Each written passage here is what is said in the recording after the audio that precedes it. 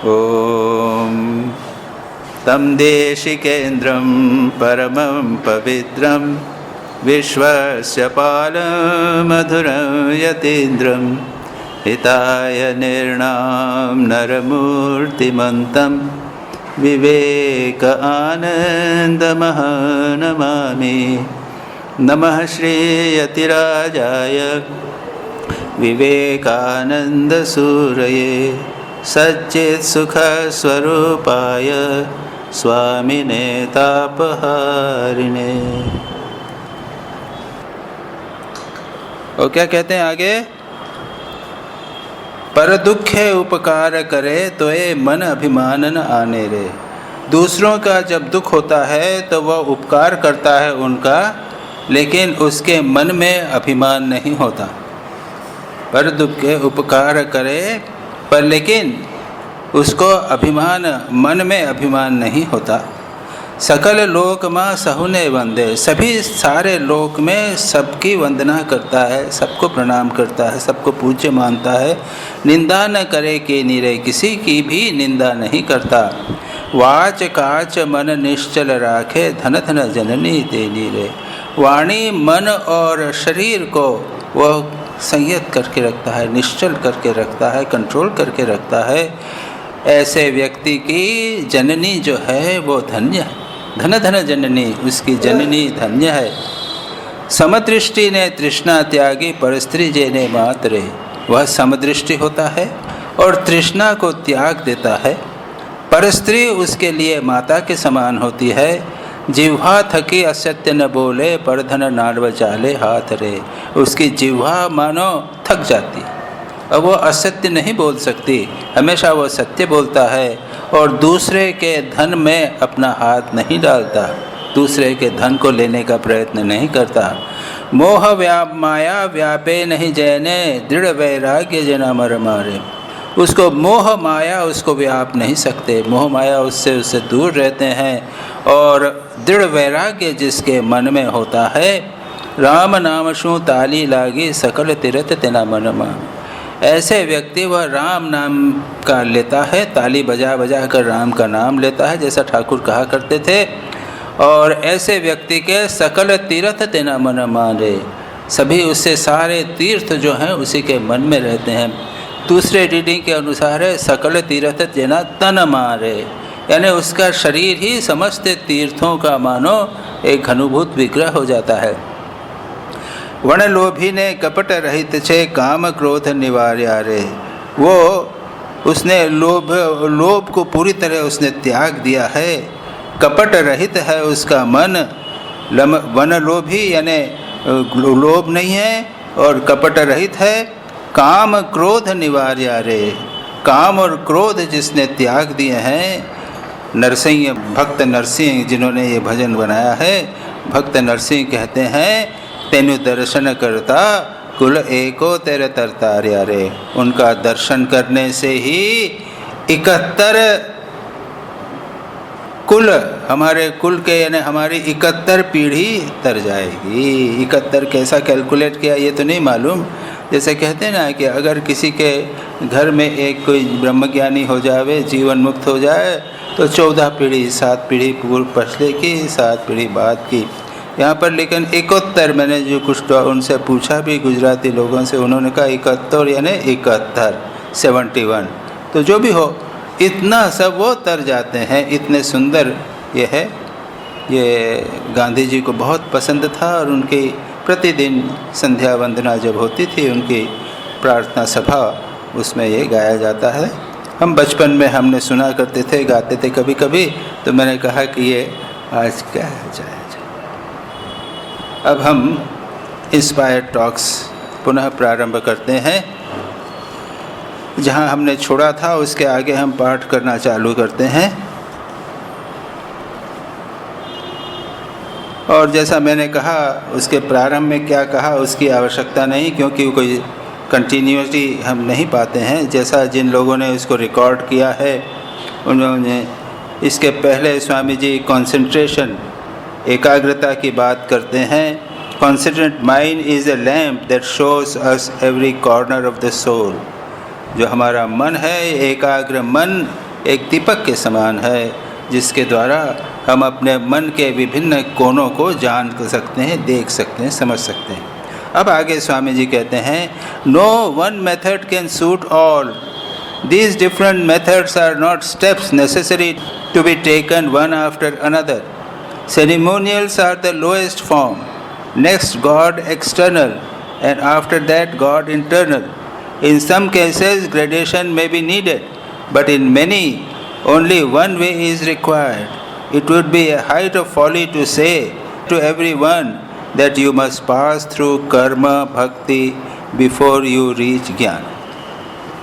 यहाँ पर कुछ इम्पोर्टेंट बातें शॉर्ट में कही गई। जैसा हमने कहा पहले भी ये रिकॉर्ड हुआ है, तो मिस वॉल्डो ने किया, स्वामी जी ने कितना डिटेल में किया था, स्वामी जी ने कितने विस्तार से ये बात कही गई, हम ये नहीं जानते, लेकिन स्वामी जी ने जो कहा उसकी सार बातें यहाँ पर कही गई हैं। क्या कहा है? बहुत महत्वपूर्ण बात है। No one method can suit all. कोई एक मार्ग साधना का, आध्यात्मिक लक्ष्य प्राप्त करने का एक मार्ग सबके लिए नहीं हो सकता। प्रत्येक का अपना अपना मार्ग होता है। एक ही प्रकार की साधना प्रणाली सबके लिए उपयोगी नहीं हो सकती। और स्वयं श्री रामकृष्ण ने विभिन्न प्रणालियों की साधना करके यह बात सिद्ध की, और उन्हीं के शिष्य स्वामी विवेकानंद इस बात को कह रहे हैं। और श्री रामकृष्ण ने थोड़ी सी एक महत्वपूर्ण बात आपको जानना चाहिए, उसको ज़्यादा महत्व नहीं दिया जाता है या विस्तार से नहीं कहा जाता है। श्री रामकृष्ण ने जब तंत्र साधना की, तो तंत्र साधना की छोटी मोटी बातें भी, छोटे मोटे डिटेल्स, छोटी छोटी जो उसके अंश हैं, उनका भी साधना किया। जब वेदांत की साधना की तो वेदांत की सारी बातें, छोटी मोटी बातें, उनका साधना किया। भक्ति की साधना की तो उसमें साधना किया। ऐसा नहीं कि स्किप करके यहाँ से वो वहाँ चले गए। अब ये दूसरी बात है कि श्री रामकृष्ण का मन इतना सबल था, इतना एकाग्र था, इतना कहना चाहिए प्रशिक्षित या ट्रेंड था कि जो साधना वे करते थे उसे वे तेजी से पूरी कर लेते थे। लेकिन उन्होंने जिस साधना को लिया उसकी डिटेल्स, ये प्रैक्टिस द डिटेल्स ऑफ, ऐसा नहीं कि उसकी मूल बातें ले ली, ऐसा नहीं, डिटेल्स, उसके विस्तार से उसकी छोटी छोटी बातों को भी उन्होंने जीवन में उतारा, ये सिद्ध करने के लिए कि जो कुछ है वो सब बिल्कुल ठीक है, इसको छोड़ दो, ऐसा नहीं। तंत्र साधना में थोड़े क्रिया अनुष्ठान होते हैं, उसको छोड़ दो, नहीं, उसको भी करना। ये बात दूसरी है कि उसको करके उसके आगे वो तेजी से चलेगा। कुछ लोग हैं जो वो तंत्र साधना या अनुष्ठानिक पूजा में सारा जीवन लगा देते हैं, ठीक है, जो जैसा है वहाँ पर रहे, उसमें कोई समस्या नहीं। तो यहाँ पर स्वामी विवेकानंद कहते हैं, एक ही प्रकार की साधना प्रणाली सबके लिए उपयोगी नहीं हो सकती, और कभी भी हमें प्रयत्न नहीं करना चाहिए कि सभी को एक ही साधना प्रणाली करवाएं। ये रामकृष्ण मिशन का एक अत्यंत महत्वपूर्ण सिद्धांत, अत्यंत महत्वपूर्ण सिद्धांत। श्री रामकृष्ण इसीलिए कहते हैं, जो तो मत तो पथ, बार बार कहते हैं, बार बार, जितने मत हैं उतने पथ हैं।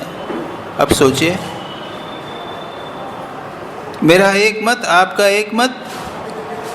स्वामी विवेकानंद तो यहाँ तक कहते हैं कि let there be religions as many people they are, जितने भी लोग हैं उतने धर्म होवे, उतनी साधना पद्धति हो, प्रत्येक का अपनी अपनी साधना पद्धति। और ये भारत में तो संभव है, विदेशों में संभव है कि नहीं कह नहीं सकते, लेकिन भारत में तो एक ही घर में एक कोई व्यक्ति, माँ है तो वो कृष्ण की पूजा करती है, तो पिताजी हैं तो शिव जी की पूजा करते हैं, अब बच्चों ने है तो रामकृष्ण अच्छे लग गए हैं उनको, ठीक है। तो ये बहुत महत्वपूर्ण बात स्वामी जी कहते हैं, और उसे हम लोगों के लिए तो आसान है समझना, हम रामकृष्ण परंपरा में हैं इसलिए आसानी से समझ सकते हैं, कोई दिक्कत नहीं है। लेकिन स्वामी जी ने यह बात अमेरिकन्स को कही थी, 1000 आइलैंड पार्क में कही थी। उन्होंने कहा था कि no one method can suit all, एक ही पद्धति साधना पद्धति सबके लिए उपयोगी नहीं हो सकती। फिर आगे क्या कहते हैं? These different methods are not steps necessary to be taken one after another. अच्छा, अब सबके लिए साधना पद्धति नहीं है, किसी के लिए क्रिया अनुष्ठान है। अच्छा ठीक है, करो क्रिया अनुष्ठान।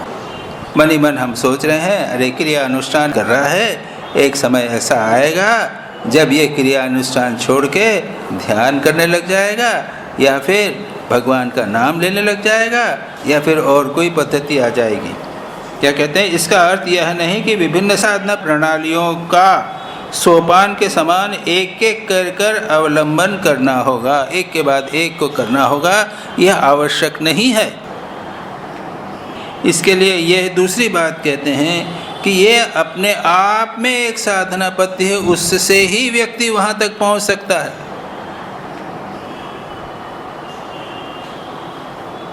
तंत्र की साधना है तो नहीं, आगे जाके तुम्हारी चित्त शुद्धि होगी, उसके बाद में तुमको भक्ति करनी पड़ेगी, उसके बाद ज्ञान करना पड़ेगा, ऐसा नहीं। जो आपकी साधना पद्धति है, जो शास्त्र को आप स्वीकार करना, उसको लेकर अगर आप चलोगे तो वो अपने आप में पर्याप्त, ये स्वामी जी कहना चाहते हैं। इसके आगे स्वामी जी कहते हैं ये बहुत महत्वपूर्ण है, कुछ इसमें विरोधाभास भी प्रतीत होता है। Ceremonials are the lowest form, next God external and after that God internal। अब उन्होंने 3 स्तर बताए, सोपान, क्रियानुष्ठान, क्रियाकलाप, सेरेमोनियल्स पूजा।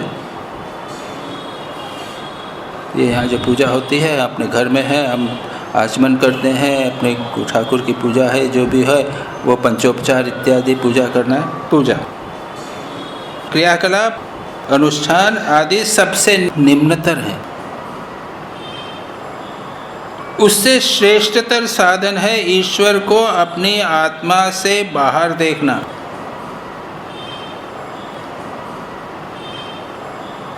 और सर्वश्रेष्ठ साधन है अपनी आत्मा के भीतर ब्रह्म का साक्षात्कार करना। तो यहाँ पर स्वामी जी ने 3 स्तर बताए। स्तर शब्द कहूँ क्योंकि स्तर ही है। सेरेमोनियल्स आर दी लोएस्ट, क्रिया अनुष्ठान निम्नतर है, स्तर ही बताए। उसके बाद में नेक्स्ट गॉड एक्सटर, दूसरा स्तर है जब भगवान को बाहर समझते हैं। तीसरा स्तर है आफ्टर दैट गॉड इंटरनल, भगवान को हमारे भीतर हम प्राप्त करते हैं। हिंदी में उसको बिल्कुल थोड़ा सा विस्तार करके व्याख्या करके बताया है। क्या कहा है? क्रियालाप, अनुष्ठान आदि सबसे निम्न साधन है, उससे श्रेष्ठ साधन है ईश्वर को अपनी आत्मा से बाहर देखना, और सर्वश्रेष्ठ साधन है अपनी आत्मा के भीतर ब्रह्म का साक्षात्कार करना। अब हम सब साधक हैं, किसी न किसी प्रकार की साधना करते हैं, और थोड़ा सा इसको हम समझ सकते हैं। क्रिया अनुष्ठान करना आसान, और क्रिया अनुष्ठान का उद्देश्य क्या है? मन को एकाग्र करना, चित्त शुद्ध करना। मन चंचल है तो बहुत सारे क्रियाकलाप लग गया, वो आचमन करना, उसके बाद में भूत शुद्धि करना, उसके बाद में शरीर की शुद्धि करना, उसके बाद में पंचोपचार पूजा करना, दशोपचार पूजा करना, षोडशोपचार पूजा करना। मन इतने समय तक लगा हुआ है। आज के युग में स्वामी विवेकानंद ने क्रिया अनुष्ठान का एक दूसरा रूप बता दिया। क्या बता दिया? रोगी नारायण की पूजा करना। तो हॉस्पिटल बना दिया, रोगी है और उसके बेर भी पंचोपचार। तो पंचोपचार क्या हुआ? उसका स्पॉन्जिंग करना, उसको दवाई देना, उसका आँख में दवाई देना, उसका मुंह साफ करना, उसका बिस्तर साफ करना, ये क्रिया अनुष्ठान होगा। इन क्रिया अनुष्ठान से क्या होगा? चित्त शुद्धि होगी। मन इधर उधर भटक रहा है, अब एक ही लक्ष्य में लगा रहेगा। विभिन्न प्रकार से मन भटकता है, वह धीरे धीरे धीरे वो एक ही रूप में, वो ईश्वर का श्री राम कृष्ण की मूर्ति थी या फोटो था, उसके बदले एक नारायण रोगी है उसको लगा दिया।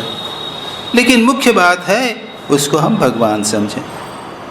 इससे क्या होता है? दो बातें होती हैं। एक तो ये होता है कि मन एकाग्र होता है, जो भटक रहा है मन, उन भटकाव को हमने एक दिशा प्रदान की। और दूसरा, चित्त शुद्ध होता है जब हम निस्वार्थ भाव से करते हैं, हम अनासक्त होकर जब कर्म करते हैं तो चित्त शुद्ध होता है। और ये चित्त की एकाग्रता और शुद्धि के बिना इसके आगे की कोई भी स्टेप नहीं हो सकती। तो जो गृहस्थ उनके लिए क्या कर दिया? मातृदेवो भव, पितृदेवो भव, अतिथि देवो भव, आचार्य देवो भव। माँ को भगवान समझो और उनकी सेवा उसी प्रकार से करो। पिता को भगवान समझो, गुरु को भगवान समझो, जो अतिथि आया उसको भगवान समझकर उसको पढ़ो। ये सारे के सारे क्रिया अनुष्ठान, क्रियाकलाप, अनुष्ठान आदि के भीतर आ जाते हैं। लेकिन स्वामी जी कहते हैं ये निम्न साधन है। क्यों? अभी हमारा मन चंचल है, मन एकाग्र नहीं है, और बिना एकाग्रता के हम साधना नहीं कर सकेंगे। उसके बाद में क्या है? उससे दो श्रेष्ठ उपाय हैं। क्या है? इससे श्रेष्ठ साधन है ईश्वर को अपनी आत्मा से बाहर देखना।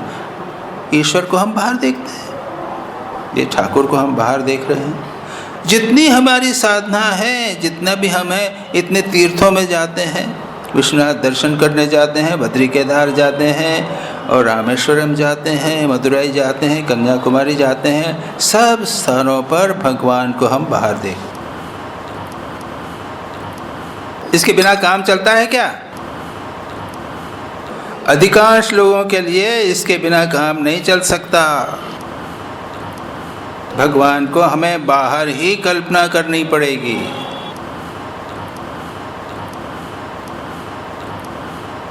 इसके बिना काम नहीं चलता। लेकिन ये क्रिया अनुष्ठान से थोड़ा सा ऊपर उठ गया। इसमें भगवान को हम बाहर कल्पना कर रहे हैं, एक मूर्ति बना ली है, तीर्थ यात्रा कर रहे हैं, ठीक है। ये कल्पना भी बहुत उपयोगी है। मैंने श्लोक शायद पता नहीं आप लोगों को पहले कहा भी नहीं कि यहाँ एक बड़ा सुंदर श्लोक है, किसी ने बड़ी अच्छी तरह कहा है। रूपम रूप विवर्जितस्य भवतो ध्यानेन यत् कल्पितम स्तुत्या अनिर्वचनीयता गुरो दूरीकृतम यद्मया व्यापित्वं च निराकृतम यत् तीर्थ यात्रादिना संतव्यम में अपराधम यत् दोषत्रय मया कृतम। क्या कहते हैं? भगवान तो रूप विवर्जित है ना, भगवान का रूप नहीं, हम कहते हैं ना निर्गुण निराकार है, सर्वव्यापी है। रूपम रूप विवर्जितस्य भवतो ध्यानेन यत् कल्पितम। मैंने ध्यान में जो इसका रूप नहीं है उसकी रूप की कल्पना की। निर्गुण निराकार सर्वव्यापी चैतन्य सत्ता परमात्मा है, सच्चिदानंद है, उसका मैंने रूप कल्पना कर ली। फिर अनिर्वचनीय, उनको आप वर्णन नहीं कर सकते। स्तुत्या, मैंने स्तुति करना चालू कर दी। स्तुत्या अनिर्वचनीयता गुरो दूरी कृतम यद्मया। आप भगवान अनिर्वचनीय हैं, उसके हमने सद्गुण कर दिए इतने, करुणामय है, दयामय है, सर्वव्यापी है, और ये है वे है, अमर अजर अमर इत्यादि सब बहुत सारे गुणों का वर्णन कर दिया। अरे ये तो निर्गुण है, निराकार, वाणी से उनका वर्णन नहीं किया जा सकता। अनिर्वचनीय जो थे मैंने उसको स्तुति कर करके मैंने दूर करने का प्रयत्न किया। और व्यापी हैं, सर्वव्यापी हैं, व्यापितम च निराकृतम ये तीर्थ यात्रा दिना।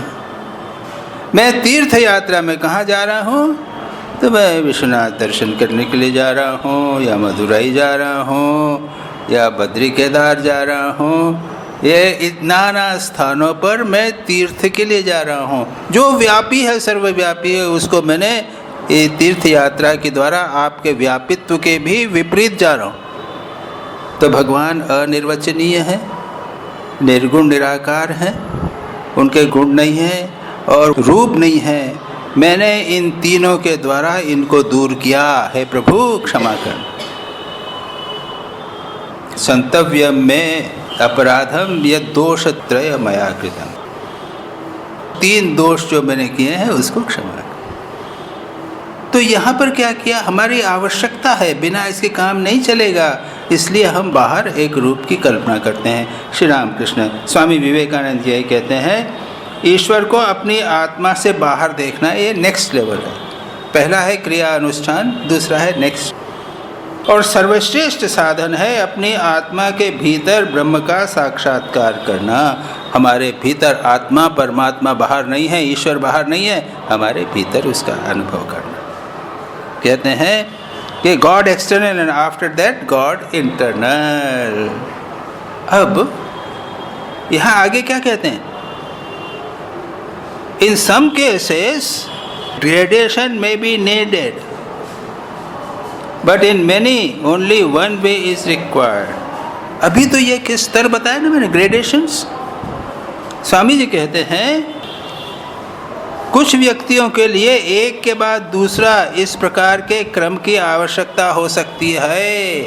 कुछ लोगों के लिए, ऐसा नहीं कि सभी के लिए होना चाहिए कि सभी अगर हम क्रिया अनुष्ठान से प्रारंभ हुए हैं तो अंत में उसके बाद में उसको ईश्वर को, भगवान को बाहर देखना होगा और उसके बाद हमारे भीतर देखना होगा। ये करना पड़ेगा, एक स्टेप से दूसरे स्टेप जाना पड़ेगा। स्वामी जी कहते हैं कुछ लोगों के लिए आवश्यक हो सकता है, लेकिन अधिकांश व्यक्तियों के लिए एक ही मार्ग की आवश्यकता होती है। भगवान को बाहर हम कल्पना कर रहे हैं, बाहर कल्पना करते जाइए, करते जाइए, करते जाइए, वहाँ उनका ध्यान करने दीजिए, उनकी पूजा करते रहिए, फूल चढ़ाते रहिए, मंदिर में जाकर ठाकुर की मूर्ति को और विश्वनाथ मंदिर में जाकर उनको गंगा जल चढ़ाते रहिए, बाहर जो पूजा है उसको करते रहिए। बस कोई आके कहा अरे ये क्या कर रहे हो, ये विश्वनाथ जो है वो तो सर्वव्यापी है, शिव जी भगवान तो सर्वव्यापी है, वो वहाँ पत्थर की मूर्ति में थोड़ी है। ऐसा नहीं, ये भी नहीं कहने की आवश्यकता है कि वो तो तुम्हारे हृदय में ही है।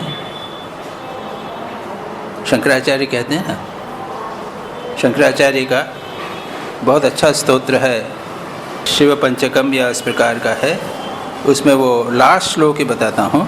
शंकराचार्य कहते हैं आत्मा त्वं गिरिजामति सहचरा प्राणा शरीरम गृहम पूजा ते विषयोपभोग रचना निद्रा समाधि स्थिति संचार पतयो प्रदक्षिण विधि स्तोत्रानि सर्वा गिरो यत् यत् कर्म करोमि तत्तदखिलम शंभो तव आराधने।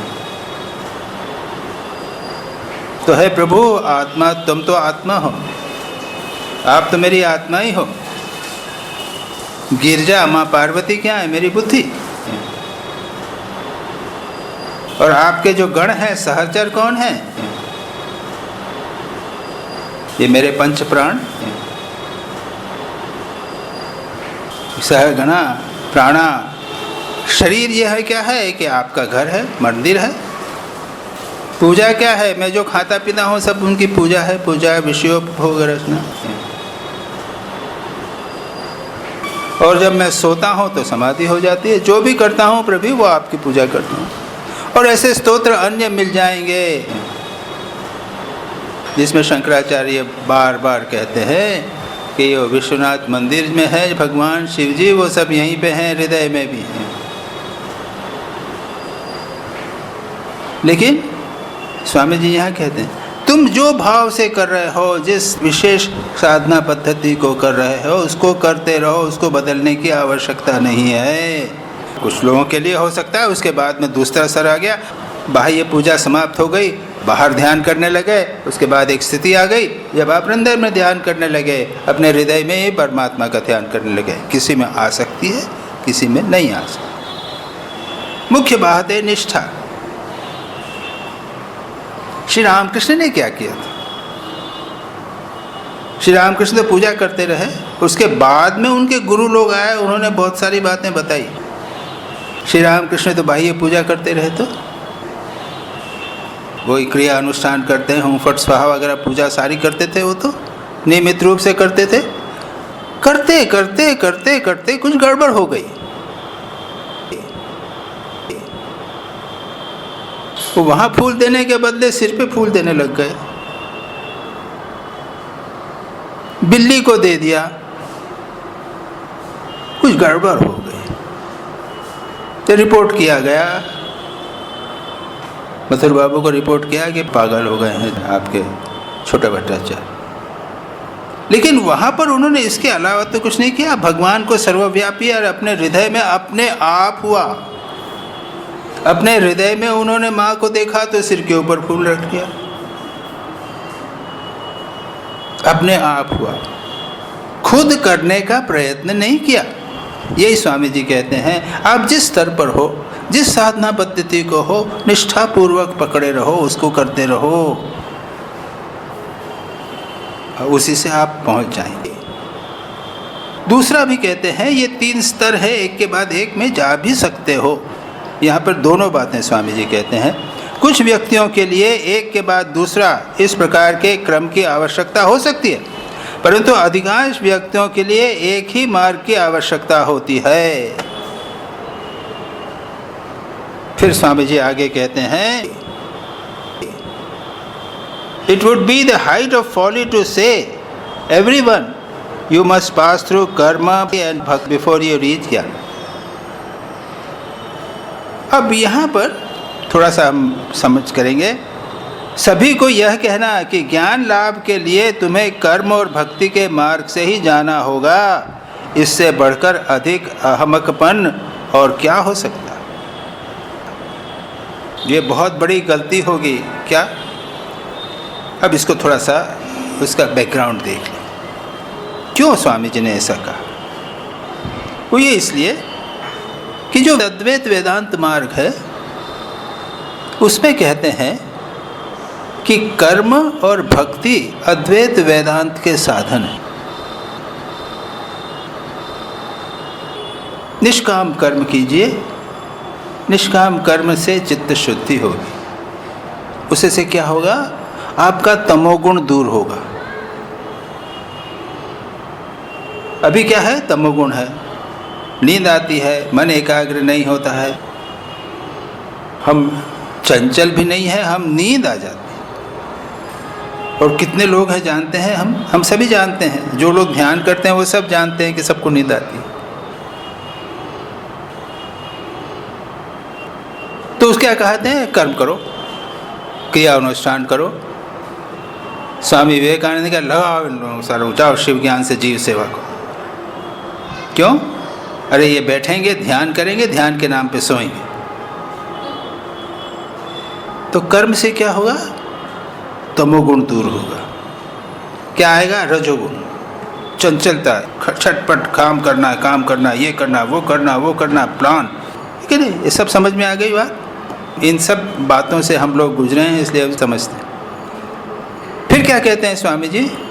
स्वामी जी यानी वेदांत कहता है उपासना। फर्स्ट है कर्म, निष्काम कर्म, चित्त शुद्धि होती है, तमोगुण दूर होता है। अब इसके बाद में ये जो मन थोड़ा सा शुद्ध हुआ है, इसको एकाग्र करना है।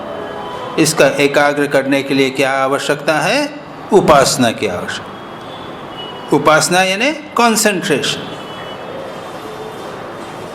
अब्रह्मणि ब्रह्मदृष्टया अनुसंधान। उपासन, भगवान के निकट बैठना। एक मूर्ति में भगवान को देखा, चित्र में भगवान को देखा, उसमें मन को एकाग्र किया। ये जितनी हम क्रिया अनुष्ठान के, विश्वनाथ दर्शन करना, ठाकुर को दर्शन करना, ये सारी की सारी उपासना है। और वेदों में पहला है कर्मकांड। 75% वेदों का अधिकांश भाग, 75% भाग जो है वो कर्मकांड है। आपने देखा ना वो यज्ञ, विभिन्न प्रकार के यज्ञ, और डिटेल्स एग्जैक्ट इसी प्रकार का होना चाहिए, ये फल मिलेगा, और ये अत्यंत प्रबल थे, पावरफुल थे, और सचमुच इस प्रकार का होता था। अग्निहोत्र करना है, पुत्र प्राप्त करना है तो पुत्रिष्ट यज्ञ करना है, और दूसरा अगर किसी को दूसरा करना है और भी कुछ काम करना है तो और भी यज्ञ है, बहुत सारे यज्ञ। उदाहरण के लिए आपको बताऊं, आपको आप जानते हैं परीक्षित की कहानी। परीक्षित की मृत्यु कैसे हुई थी? सर्प आया था ना। उसकी भी कहानी है कि उसने एक ऋषि के गले में मरा हुआ सांप डाल दिया, तो ऋषि पुत्र ने उसको श्राप दिया कि 7 दिन के बाद इसको सर्प के द्वारा मृत्यु हो जाए, और उसके बाद उसको प्रयत्न किया, उसको बचाने का, इतने सब हो गया। परीक्षित का पुत्र कौन था? जन्मेजय। वो जब बड़ा हुआ तो क्या किया उसने? सर्प यज्ञ। ये भी क्रियाकांड, याद रखिए, कर्मकांड है। और ऐसा नहीं कि ये सफल नहीं हो, कितने पावरफुल, कितना सफल हुआ था, कितने सैकड़ों सर्पों को उसने नष्ट कर दिया था। तो तक्षक बच गया, वो बात, कहानी दूसरी है। तात्पर्य है कहने का कि ये कर्मकांड अत्यंत पावरफुल था और है, और पुराने जमाने में हुआ करता था। 75% वेदों का अंश जो है वो कर्मकांड, बाकी उसके बाद में है उपासना कांड। अहंग्रहो उपासना, फलाना उपासना, बहुत सारी उपासनाओं का वर्णन है। कैसे बैठकर ध्यान करना, किसका ध्यान करना, किसी की उपासना करना, पूजा करना, ये सारा का सारा वर्णन है। उद्देश्य क्या है? हमारे चंचल मन को एकाग्र करना। और जब आपका मन एकाग्र हो गया, तब उसके बाद ज्ञान कांड, अंत में उपनिषद, छोटे से, थोड़ा सा, ज्यादा नहीं।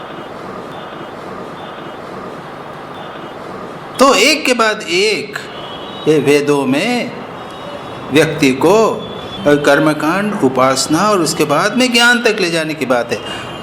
स्वामी जी क्या कहते हैं?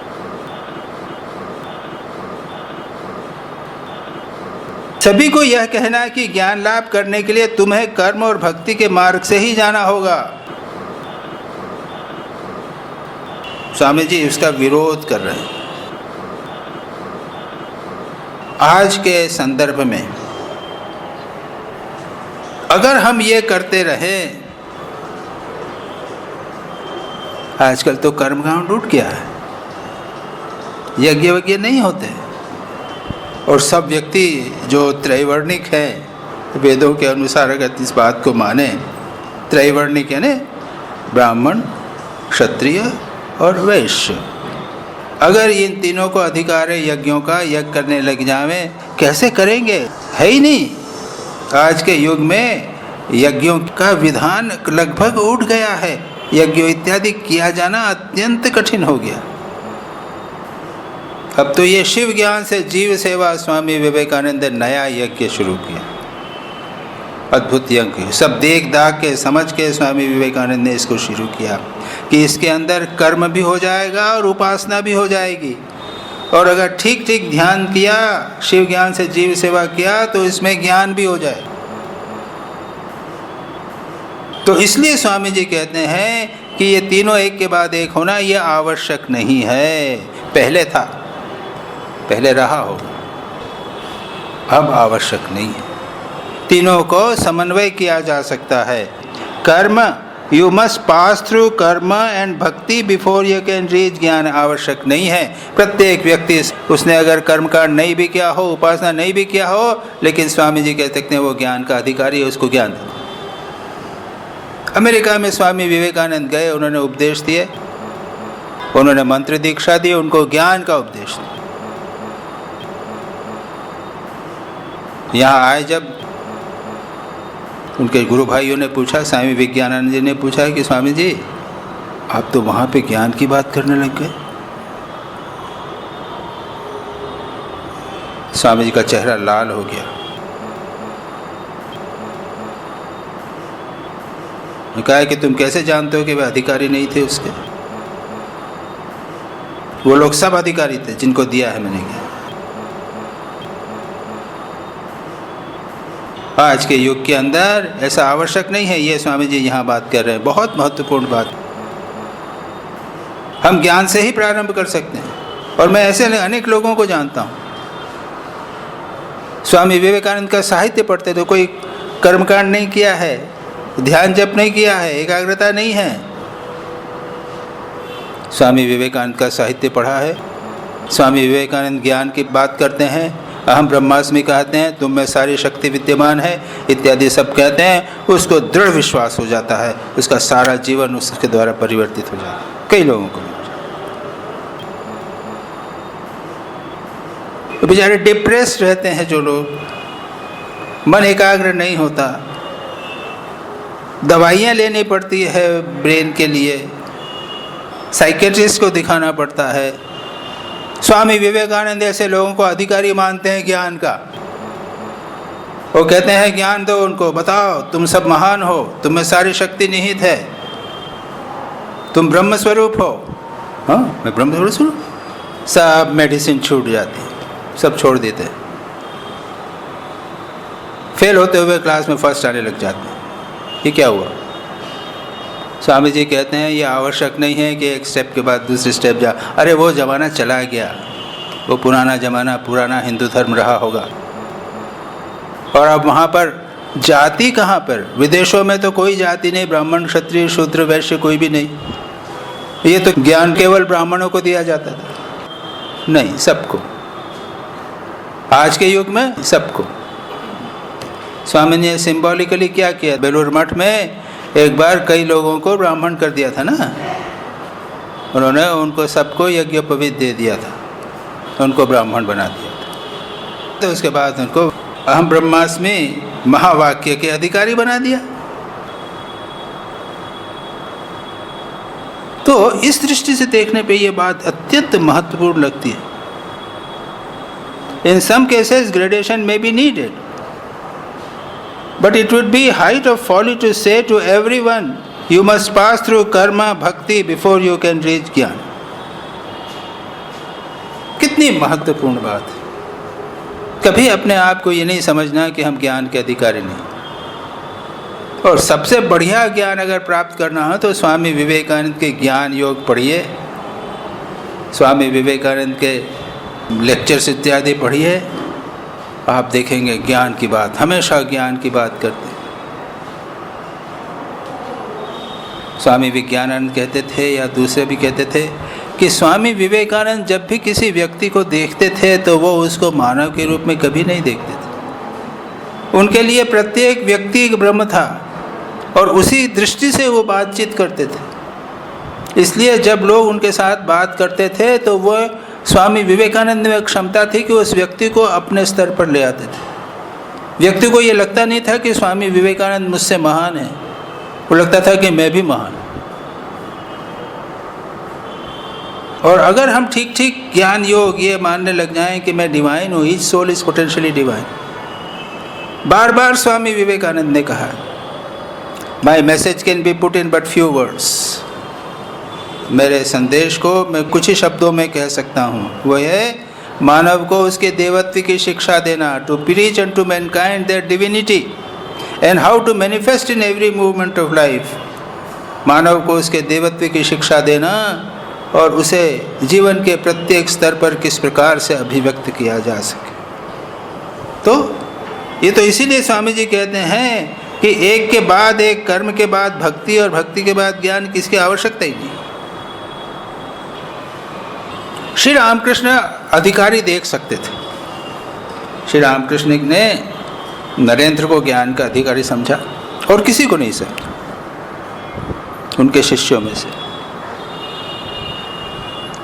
स्वामी विवेकानंद में शक्ति आई, उन्होंने स्वामी अभेदानंद जी को स्पर्श कर दिया, काली को, तो उसका जो पहले का भाव था वो नष्ट हो गया, वो ज्ञान की बात हो गई। तो बाद में श्री रामकृष्ण उनको ज्ञान की शिक्षा देने लग गए। तो दो शिष्य श्री रामकृष्ण के हम कह सकते हैं वो ज्ञान के अधिकारी थे, स्वामी विवेकानंद और अभेदानंद, नरेंद्र और काली। लेकिन जब हम स्वामी विवेकानंद पर आते हैं तो देखते हैं कि सब बदल गया। अमेरिका में जाके कहते हैं कि भाई मुझ में वो क्षमता नहीं थी जो श्री रामकृष्ण में थी, कौन ज्ञान का अधिकारी है क्यों नहीं अधिकारी है मैं नहीं देख सकता था, मैंने तो सबको दे दी। तो बुरा क्या, गलती की क्या? स्वामी विवेकानंद ने एक नया आदर्श हमारे सामने रखा है।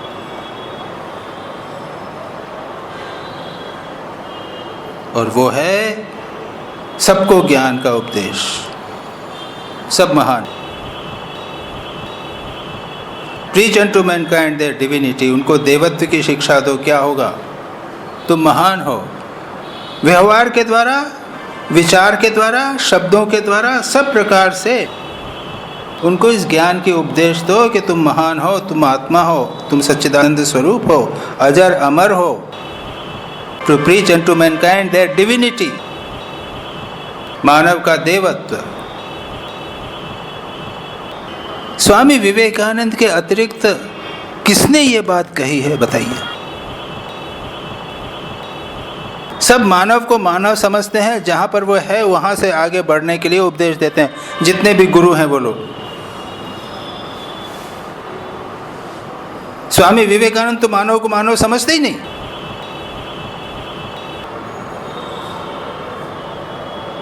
Preach unto mankind their divinity, उससे होगा क्या? एक शिक्षक अच्छा शिक्षक बनेगा, एक डॉक्टर अच्छा डॉक्टर बनेगा, एक विद्यार्थी अच्छा विद्यार्थी बनेगा। जो फेल हो रहा है विद्यार्थी, वो क्लास में फर्स्ट आने लग जाएगा। कितने दृष्टांत थे, कितने दृष्टांत। स्वामी विवेकानंद का साहित्य पढ़ के अपने में ये सोचना कि मैं डिवाइन हूँ। एक छोटा सा डॉक्टर एम्स का डायरेक्टर बन जाता, एक विद्यार्थी जो क्लास में फेल हो जाता था वो क्लास में फर्स्ट आने लग जाता है। कितने दृष्टांत आप लोग स्वयं पता लगा लीजिए। मैंने तो ये एक दो दृष्टांत मेरे खुद के जीवन में मैंने देखे हैं ऐसे। इसीलिए स्वामी जी कहते हैं ये मत सोचो कि बड़े इसमें तो कर्म नहीं है, इसका मन चंचल है, इसको भक्ति चाहिए, इसको कर्म करना चाहिए, चित्त शुद्धि होना चाहिए। इसे नहीं, सबको कहो कि तुम डिवाइन। तो विषयांतर नहीं है, विषय ही है। अगर मैंने कहा ना कि एक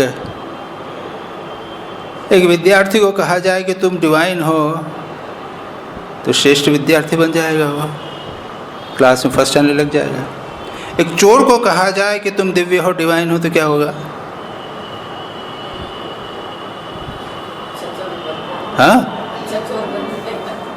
क्या बन जाएगा? क्या बन जाएगा? नहीं, डाकू बनेगा। पहले पुलिस से डरता था, अरे मैं डिवाइन, साला पुलिस क्या करेगा मैं। फिर होल्ड ऑन करो, उसको ही कह दो ठीक है हाँ करो, एक समय आएगा कि बदल जाएगा। पवारी बाबा की घटना तो मालूम है आपको। यही बात स्वामी जी कह रहे हैं, ये नहीं। अगर आप ठीक ठीक कन्विंस हो कि मुझ में भगवान है, सब में भगवान है, तो उसका प्रभाव पड़ेगा। आप जानते हैं, जिन लोगों को नहीं मालूम है मैं एक संक्षेप में बता दूं, ये गाजीपुर पास में ही तो है। गए आप लोग कि नहीं गए? हैं, दर्शन कर लीजिए गाजीपुर। वहाँ पे पवारी बाबा रहते थे। एक दिन रात को चोर घुसा और चोर उसके बाद में सामान लेके भागने लगा। पवारी बाबा की नींद खुल गई। बेचारा चोर डर के सामान पटक के भागा कि अब मेरे को पकड़ेंगे। पवारी बाबा जो सामान था उसको साथ में लेकर उसके पीछे भागे। बहुत दूर भागने के बाद उसको पकड़ा। उसने कहा अब मेरी हालत ख़राब होगी। पवारी बाबा ने कहा, हे प्रभु, आप मेरी कुटिया में आए थे, कुछ कर रहे थे, मेरी क्षमा कीजिए मुझे, ये आप सामान लीजिए, आप सामान ले जाना चाहते थे, इसको लीजिए। उनके चरण में स्पर्श किया, वो सामान उसको दिया, पूजा के रूप का भगवान। ये भवारी बाबा ने किया। परिव्राजक अवस्था में स्वामी विवेकानंद भारत में जब घूम रहे थे, तब एक बार एक अच्छे संत से उनकी मुलाकात हुई, उससे बड़े प्रभावित हुए, बातचीत होने लगी। स्वामी विवेकानंद जिस किसी संत से प्रभावित हुए हों तो वो कोई ऑर्डिनरी संत तो होगा नहीं। उसने बातचीत में कहा कि आपने पवारी बाबा का नाम सुना है? तो हाँ हाँ मैं सुना, क्यों, मैं स्वामी मिल के आया हूँ। तो आपने वो कहानी भी सुनी होगी, चोर की कहानी, के सब लोग जानते हैं वो चोर में।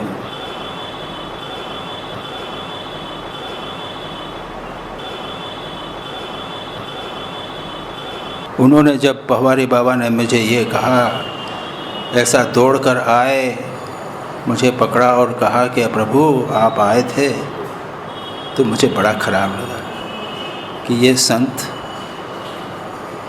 मुझे भगवान कहते हैं और मैं इतना निकृष्ट काम, पापी का काम कर रहा हूँ ना, ये ठीक नहीं है। मैंने उसी दिन से छोड़ दिया और तपस्या की है। तो इस प्रकार से देखने पे हमें पता चलेगा, स्वामी विवेकानंद जो कहते हैं डिवाइन, प्रारंभ से ही स्वामी जी डिविनिटी की बात करते हैं। ये कर्म, भक्ति और ज्ञान एक के बाद एक होगा, ये आवश्यक नहीं है, सीधे ही ज्ञान तक व्यक्ति जा सकता है। तो यहाँ पर अब हम आज समाप्त करते हैं, क्योंकि उसके बाद में दूसरी चीज़ पर अब ज़्यादा नहीं पढ़ पाते हैं, हमें एक ही पैराग्राफ हुआ है, लेकिन बहुत महत्वपूर्ण बातें थी यहाँ पे। उसके बाद में जो पोर्शन आएगा वो है विचार की बात है। स्वामी जी कहेंगे यहाँ पर, युक्ति विचार के अतीत कोई तत्व प्राप्त नहीं कर सकते, तब तक तुम अपने युक्ति विचार को पकड़े रहो, इत्यादि। यहाँ पर युक्ति की बात, रीज़न की बात, तर्क की बात, इसका महत्व क्या है साधना में, हमारे जीवन में, इसकी चर्चा अगली बार स्वामी जी जो कहेंगे उसको हम करें। तम देशिकेन्द्रं परमं पवित्रं विश्वस्य पालं मधुरं यतीन्द्रं हिताय निर्णां नरमूर्तिमन्तं विवेक आनंदमः नमामि। नमः श्री यतिराजाय विवेकानंद सूरये सच्चित् सुख स्वरूपाय स्वामिने तापहारिणे।